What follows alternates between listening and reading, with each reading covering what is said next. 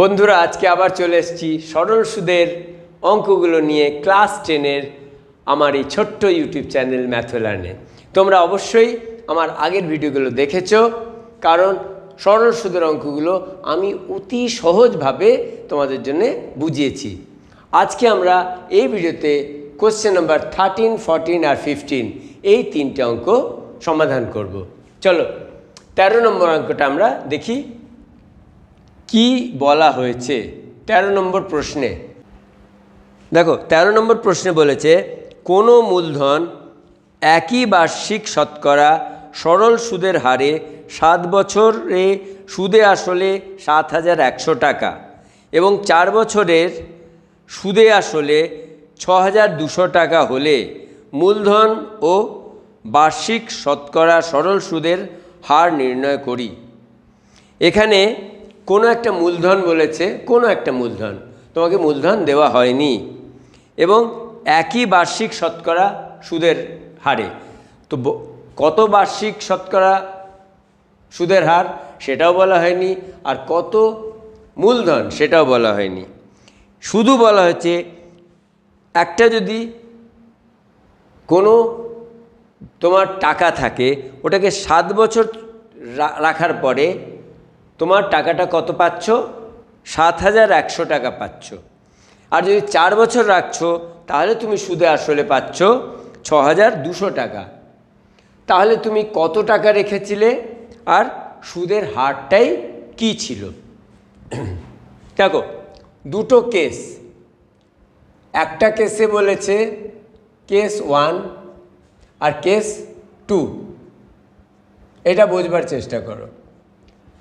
একটাতে তোমার প্রিন্সিপাল অ্যামাউন্টটা পি রাখি,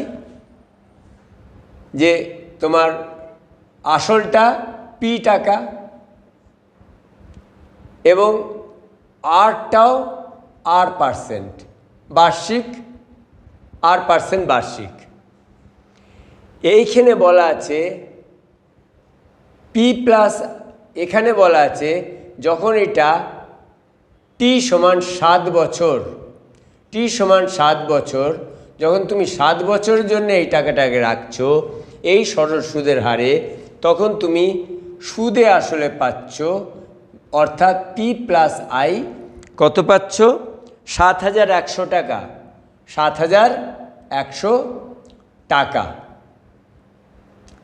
এখন তুমি বুঝতেই পারছো, যদি এটা পি হয় আর পি প্লাস আই যদি 7,100 হয়, তাহলে আই সমান এই সুদে আসলের থেকে আসলটাকে বিয়োগ করো, তাহলে 7,100 মাইনাস পি, এত তুমি ইন্টারেস্ট পাচ্ছ, এত টাকা তোমার সুদ 7 বছরের।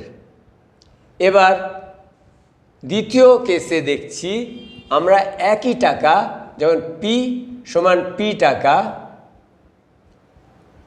এবং আর দেওয়া আছে একই কোনো R% বার্ষিক, কিন্তু সময়টা হচ্ছে 4 বছর। সময়টা কত? তুমি এই একই টাকাকে 4 বছরের জন্য রাখছো, তখন তুমি সুদে আসলে পাচ্ছ কত টাকা?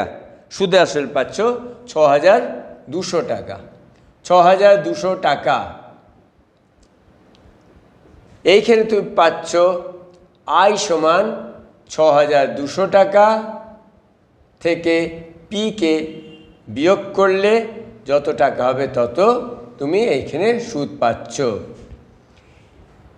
এই দুটো অবস্থা দেওয়া আছে। এক সময় 7 বছরের জন্য তুমি সুদে আসলে 7,200 টাকা পাচ্ছ, আর 4 বছরের জন্যে 6,200 টাকা পাচ্ছ। সুতরাং পি সমান কত বের করতে হবে আর সুদের হারই কত এইটা বের করতে হবে।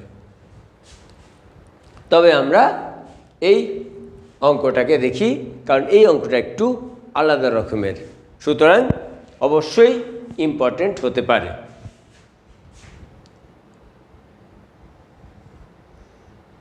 দেখো প্রথম কেসে আমরা দেখব আই সমান PR/T/100, লিখব না, আইয়ের মানটা এখানে আমি ডাইরেক্ট বসাচ্ছি 7,100 মাইনাস পি সমান পি আর টি, পি আর কত ইন্টু 7, কারণ 7 বছর বাই 100। তাহলে এখানে দেখো 100 দিয়ে যদি আমি এটাকে গুণ করি, 7100 মাইনাস পি, আর নিচে যদি আমি পি ইন্টু 7 করি, এদিকে আমার কি থাকছে, শুধু 8টা থাকছে।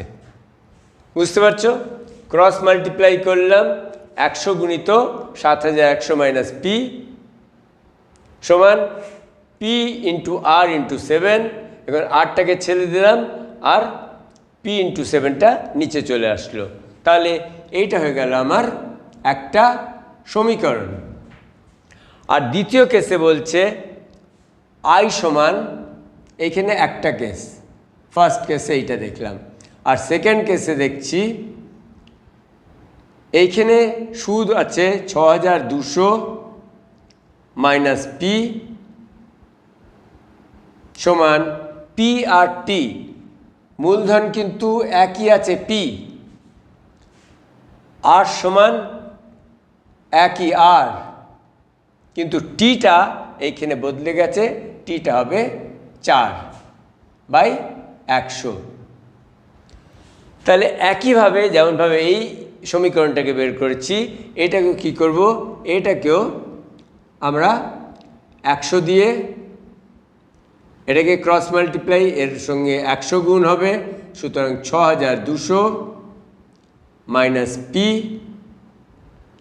সমান পি ইন্টু আর ইন্টু 4। আর যদি এটাকে পি ইন্টু 4 নিচে নিয়ে আসি, তাহলে আরটা এইদিকে থেকে যাবে। এর আগেও ক্রস মাল্টিপ্লাই এইভাবে অনেক করেছি, সুতরাং তোমরা বুঝতে পারছো যে 8টাকে এদিকে রাখার জন্য আমরা কি কাজটা করব। তো দুটো আমাদের কাছে সমীকরণ হলো, একটা হলো আর সমান 100 গুণিত 7100 minus P by P into 7, আরেকটা হলো আর সমান 100 গুণিত 6200 minus P by P into 4। তাহলে দেখো দুটোই সমীকরণের ডান দিকে আর আছে, সেই জন্যে আমরা কি করব, বাঁ দিকেরটাকে সমান করতে পারবো, এইটা আর এটা সমান। সুতরাং 100 গুণিত 100 গুণিত 7100 minus P by P into 7 সমান, এটাকে একটু উপরে লিখি,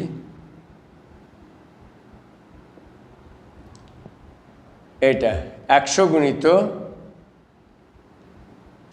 6200 minus P by P into 7।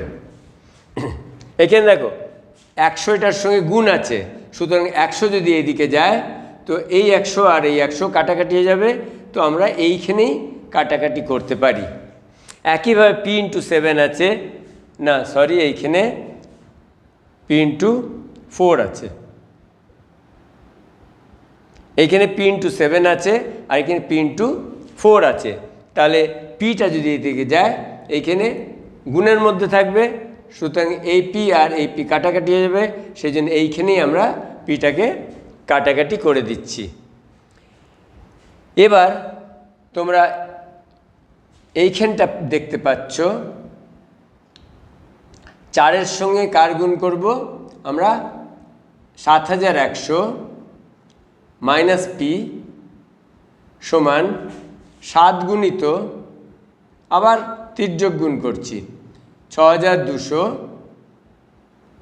Minus P, এইখানটা করি, বা গুণ করবো এটার সঙ্গে এটার, তারপরে এটার সঙ্গে এটার, তো 4 একে 4, 4 7 28, আর দুটো শূন্য মাইনাস 4p সমান 7 দিয়ে গুণ করব, 0 0 7 দুগুণি 14, 1 6 7 42, 42 আর 1 43 মাইনাস 7p। এইখান থেকে বা মাইনাস 7p যদি এদিকে আসে তাহলে প্লাস 7p হয়ে যাবে, আর মাইনাস 4p সমান 43,400, আর 28,400টা বাঁ দিকে নিয়ে যাচ্ছি, তো মাইনাস 28,400। এইখানে 7p এর থেকে 4p যাবে, 3p সমান বিয়োগটা করে নাও, 0 8 8 আর 5 13, 1 2 3 15,000। সুতরাং p সমান এইখানে তুমি পাচ্ছ 15,000/3, অর্থাৎ 3 5 15, 5,000 টাকা। মূলধন পেয়ে গেলে তুমি 5,000 টাকা। দুটো জায়গার থেকে আমরা দুটো সমীকরণ তৈরি করলাম, আর ডান দিকে দুটোরই থাকছে আর, সুতরাং বাঁ দিকটাকে সমান করলাম, আর এইভাবে একই চলরাশি আছে এখানে পি, সুতরাং এইভাবে সমীকরণ থেকে পিটা পেয়ে গেলাম 5,000 টাকা। এবার দেখো পি যদি তুমি 5,000 টাকা পেয়ে যাও, যে কোনো একটা জায়গায় পি এর মানটা বসিয়ে দাও। এই যে এইখানে মনে করো সমীকরণ 1-এ বসালে, সমীকরণ 1-এ আমার কি আছে, সমীকরণ 1 থেকে সমীকরণ 1-এ আছে আর সমান 100 গুণিত 7,100, এটা লিখে নেবে, 7,100 minus P by P into 7, 100 গুণিত 7,100 মাইনাস পি এর মান বেরিয়ে গেছে 5,000, সুতরাং এইখানে 5,000 লিখবে, বাই পি এর মান আবার 5,000, 5,000 ইন্টু 7। এখানে দুটো শূন্যর সঙ্গে দুটো শূন্য এখনই কেটে দিচ্ছি, তাহলে 7,100 মাইনাস 5,000 অর্থাৎ 2,100,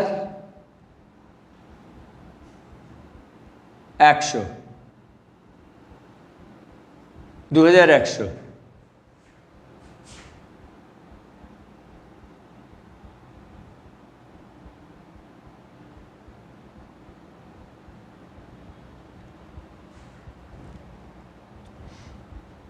আর এটাকে বিয়োগ করি, 0 0 1 2, 2,100 বাই 50 ইন্টু 7, একটা শূন্যর সঙ্গে একটা শূন্য কাটলো, 7-এর সঙ্গে 3 7 21, 30, 5-এর সঙ্গে 30 কাটলো 6, অর্থাৎ 8 সমান পেলে 6% বার্ষিক।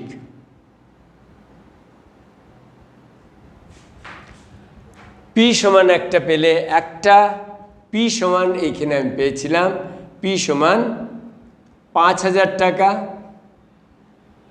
5,000 টাকা, আর 8 সমান পেলে 6% বার্ষিক সুদের হার। এবার তাহলে 14 নম্বর প্রশ্নটা দেখা যাক। একই সময়ে অমল রায় ব্যাংকে এবং পশুপতি ঘোষ পোস্ট অফিসে 2,000 টাকা করে জমা রাখেন। 3 বছর পরে তারা সুদসহ যথাক্রমে 2,360 টাকা ও 2,480 টাকা ফেরত পান। ব্যাংক ও পোস্ট অফিসের বার্ষিক শতকরা সরল সুদের হারের অনুপাত কত হবে হিসাব করি। এখানে দুই বন্ধু অমল রায় আর পশুপতি ঘোষ, একজন টাকা রাখে ব্যাংকে আর একজন রাখে পোস্ট অফিসে। টাকার পরিমাণ একই, 2,000 টাকা, এবং তারা 3 বছরের জন্য, দুজনেই 3 বছরের জন্য রাখেন। কিন্তু একজন পান 2,360 টাকা আর একজন পান 2,480 টাকা, অর্থাৎ সুদটা দুজনে আলাদা আলাদা রকম পান, কেউ বেশি পান কেউ কম পান।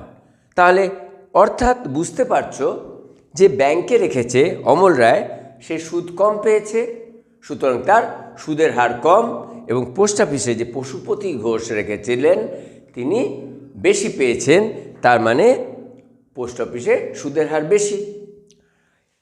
সুতরাং আমরা এখানে আগে লিখে নিই জিনিসগুলো, তাহলে বুঝতে সুবিধা হবে। একজন অমল রায়, মনে করো অমল রায় কী করেছিল, ব্যাংকে টাকা রেখেছিল, এইটা হচ্ছে ব্যাংক, আর আরেকজন রেখেছিল পোস্ট অফিসে। আমি শর্টে লিখলাম ব্যাংক আর পোস্ট অফিস। ব্যাংকে যিনি রেখেছিলেন তিনিও 2,000 টাকা রেখেছিলেন, অর্থাৎ এটা আমার মূলধন 2,000 টাকা।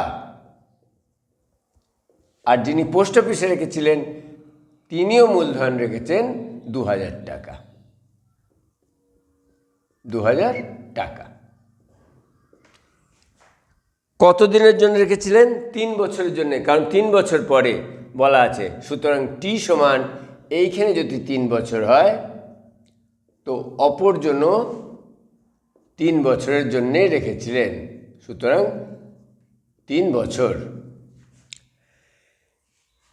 অমল রায় সুদে আসলে পাচ্ছেন, সুদে আসলে, এখন আর সুদে আসলে কথা লিখব না, আমি P+I লিখে দেব। P+I 2,360 টাকা।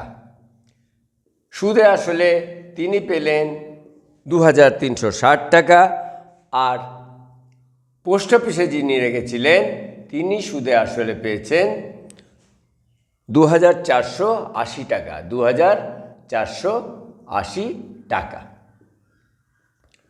আর তোমাদের বলতেও আর হবে না, কারণ এইটা হচ্ছে মূলধন আর এটা হচ্ছে মূলধনের সঙ্গে সুদটা যোগ আছে, সেই জন্য সুদ এইখান থেকে তোমরা বের করে নিতে পারবে। সুদ সমান সমূল যে টাকাটা পাচ্ছ আর যেটা শুধু মূলধন, তাহলে এইটার থেকে এটাকে বিয়োগ করবে, তোমার সুদটা বেড়ে যাবে 3,000 না, তাহলে সুদটা হবে 360 টাকা। 2,360-এর থেকে 2,000 যখন বিয়োগ করছো তাহলে এইখানে সুদ পাচ্ছ 360 টাকা। কিন্তু পোস্ট অফিসে যেহেতু সুদটা বেশি, এইখানে দেখছো 2,480 টাকার থেকে যখন 2,000কে বিয়োগ করছো পাচ্ছ 480 টাকা। এইটাই বলা আছে। এখন সুদের হারটা জিজ্ঞাসা করছে, এইখানে ব্যাংকে সুদের হার কত আর এইখানে সুদের হার কীরকম। দেখো এইখানে ইন্টারেস্টটা অন্যরকম পাচ্ছ, এইখানে ইন্টারেস্টটা অন্যরকম পাচ্ছ, সেই জন্য এইখানে I1 I2 লিখে দিই, এইখানেও I1 I2 লিখে দিই। প্রিন্সিপাল অ্যামাউন্ট দুজনের একই আছে, সুতরাং P লিখতে পারো। টি সমান 3 বছর দুই দিকে আছে, সেই জন্যে টি দুই দিকেই টি লিখলাম। কিন্তু সুদের হার এইখানে একরকম এইখানে একরকম, সেই জন্যে একই রকম চলরাশি ধরলে হবে না। এইখানে ছোট আর দিলাম, এখানে বড় আর দিলাম। তাহলে আমাকে বের করতে হবে সরল সুদের অনুপাত। সুতরাং আমাকে বের করতে হবে R/R সমান কত। ঠিক আগের অঙ্কের মতো আছে। তুমি আগের অঙ্ক যদি 13 নম্বর ফলো করো তো 13 নম্বর আর 14 নম্বরে বিশেষ তফাৎ নেই। কেন বললাম বিশেষ তফাৎ নেই?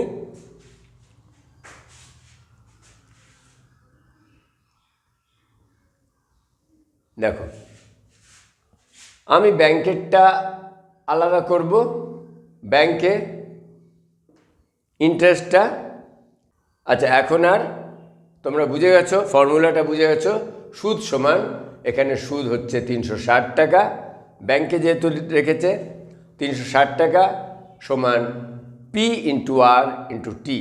পি হচ্ছে 2000 টাকা, 2000 ইন্টু আর, আর তোমাকে বের করতে হবে।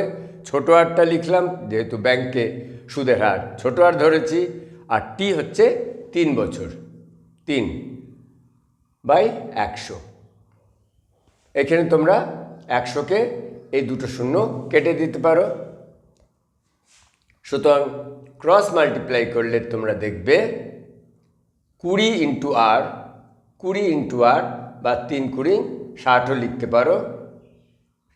60 ইন্টু আর সমান 360। তো আর তুমি কত পাচ্ছ? আর তুমি পাচ্ছ 360/60। শূন্যর সঙ্গে শূন্য কাটলো, সুতরাং ছোট আর সমান দেখছো 6। তাহলে বুঝতে পারছো যিনি ব্যাংকে টাকা রেখেছেন তিনি কত সুদ পাচ্ছেন? 6% বার্ষিক। এবার এইভাবে একইভাবে যিনি পোস্ট অফিসে রেখেছেন, পোস্ট অফিসে টাকা রেখেছেন, তারও বের করে নাও। তার সুদ কত? 480 টাকা। তো সুদ সমান পি আর টি, পি আছে এখানে 2000,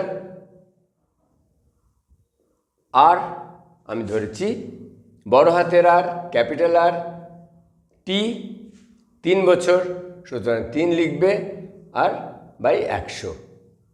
এখানে দুটো শূন্যর সঙ্গে 100 কাটাকাটি হয়ে গেল এবং 3 গুণিত 20, 60 আর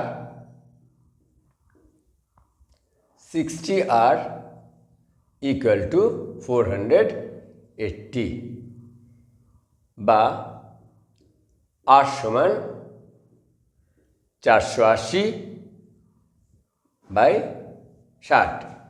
6 6 কাটলো, 6 48। তো এইখানে পেয়ে যাচ্ছ ক্যাপিটাল আর সমান 8, অর্থাৎ 8% বার্ষিক। তাহলে আর আর ইস টু ক্যাপিটাল আর করতে গেলে কি করতে লাগবে? এই আরকে উপরে লিখবে আর এই আরকে নিচে লিখবে। এইটাই আমাদের অনুপাত। 2 দিয়ে 3 দুগুণী 6, 4 দুগুণী 8। সুতরাং আমরা পেলাম 3:4। ব্যাংকে সুদের হার অনুপাত পোস্ট অফিসে সুদের হার সমান 3:4। এবার 15 নম্বরটা দেখা যাক। একটি তাঁত সমবায় সমিতি যন্ত্রচালিত তাঁত ক্রয় করার সময় 15,000 টাকা ধার করে 5 বছর পরে সেই ধার শোধ করতে সমিতিকে 22,125 টাকা দিতে হলো। ব্যাংকের বার্ষিক শতকরা সরল সুদের হার নির্ণয় করি। তাহলে একই রকমভাবে তোমরা পি আর টি বা সুদ এইগুলো সব লিখে নেবে। তাহলে 15 নম্বরে দেখো 15,000 টাকা ধার করেছে, সুতরাং এইটাই আমার মূলধন হয়ে গেল। এবং কত বছরের জন্যে? 5 বছর পরে সেই টাকা শোধ করেছে, সুতরাং টি সমান 5 বছর। 5 বছর। এবার 5 বছর পর যখন টাকা শোধ করলো, সে সমিতিকে কত টাকা দিল? 22,125 টাকা। ধার করেছিল 15,000 টাকা আর শোধ করলো কত? 22,125 টাকা। তার মানে কি? সে অবশ্যই সুদ দিয়েছে আর সুদের সঙ্গে আসলটাও ফেরত দিয়েছে। সুতরাং সুদে আসলে ব্যাংককে কত ফেরত দিল? 22,125 টাকা। এটা হচ্ছে সুদে আসলে, এইটাই এই অঙ্কতে বোঝার আছে। কারণ 5 বছর পরে সে ব্যাংকে 22,125 টাকা দিয়ে শোধ করে মানে সে সুদ আসল সব দিয়ে দেয়। এবার বলেছে তাহলে ব্যাংক কত পার্সেন্ট সুদের হার ছিল, ব্যাংকের সুদের হারটা তোমাকে নির্ণয় করতে হবে। একই রকম যে এতক্ষণ যে অঙ্কগুলো করছো এর মধ্যে আর এটার মধ্যেও বিশেষ তফাৎ নেই, কারণ তুমি সুদে আসলে দেখছো 22,125, আসলটা হচ্ছে 15,000 টাকা। তাহলে এইখান থেকে তুমি খুব সুন্দর করে সুদটা বের করে নিতে পারবে।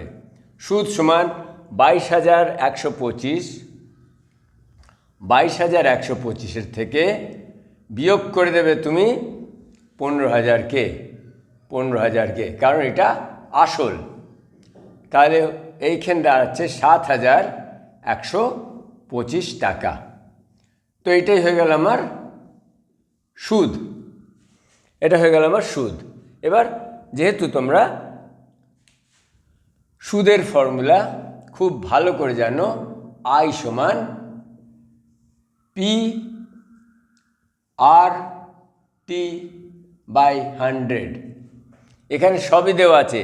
I তোমার বের করা হয়ে গেছে, 7,125 সমান P 15,000 টাকা, 15,000 গুণিত আর যেহেতু এখানে বের করতে হবে তোমাকে, সুতরাং আরটা আর লিখবে, টি 5 বছর দেওয়া আছে 5 লিখবে, আর নিচে হলো 100। দুটো শূন্যর সঙ্গে দুটো শূন্য কাটলো।